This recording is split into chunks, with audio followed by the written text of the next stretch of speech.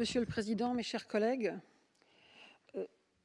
Les droits des parents à éduquer leurs enfants est essentiel, mais en matière d'éducation religieuse, il n'est pas en danger. Il faut qu'ils l'exercent. Il faut qu'ils puissent orienter l'avenir religieux de leurs enfants, bien entendu. Mais il faut qu'ils le fassent à titre privé et qu'ils ne demandent pas à la puissance publique de s'en occuper. Et ça n'est pas un point de détail. Les religions minoritaires, certaines peuvent être menacées d'extinction, mais beaucoup ne le sont pas, une collègue l'évoquait tout à l'heure. Mais il n'empêche qu'elles ne perdureront que si les parents s'en occupent.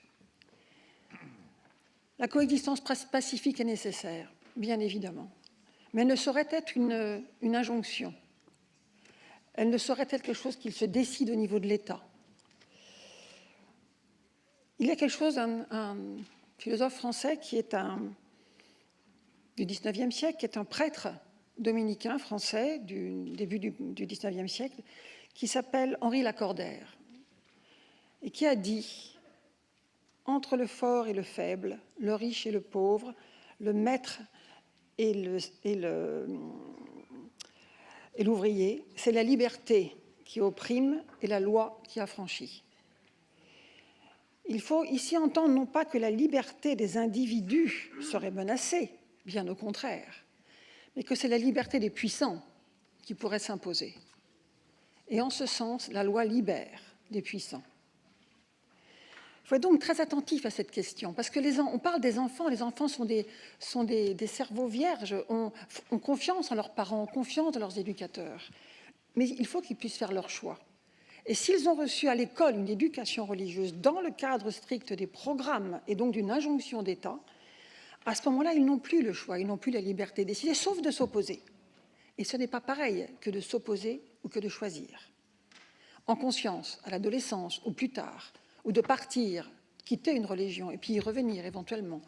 Donc en avoir reçu l'éducation, bien entendu, mais dans le cadre privé, familial, religieux, celle des églises, quelle qu'elle soit, et de n'importe quelle religion. Ici, au Conseil de l'Europe, la paix est un enjeu. La paix entre nos pays, la paix dans nos populations, la paix dans les familles et la paix dans nos sociétés fracturées. La liberté de conscience est une valeur démocratique. La neutralité de l'État et de nos institutions publiques est une garantie fondamentale. La laïcité est une conquête de l'humanité, aux minorités religieuses de trouver leur place, et elles peuvent la trouver dans le calme, la dignité et sans revendication. C'est la seule responsabilité de l'État, leur garantir la liberté de culte de chacun dans son espace privé. Mais cette liberté de culte ne saurait être imposée ni aucunement tolérée dans l'espace public et ni dans l'éducation. Les enfants n'appartiennent pas à une minorité ou à une majorité religieuse et l'État, par la laïcité, leur garantit cette liberté.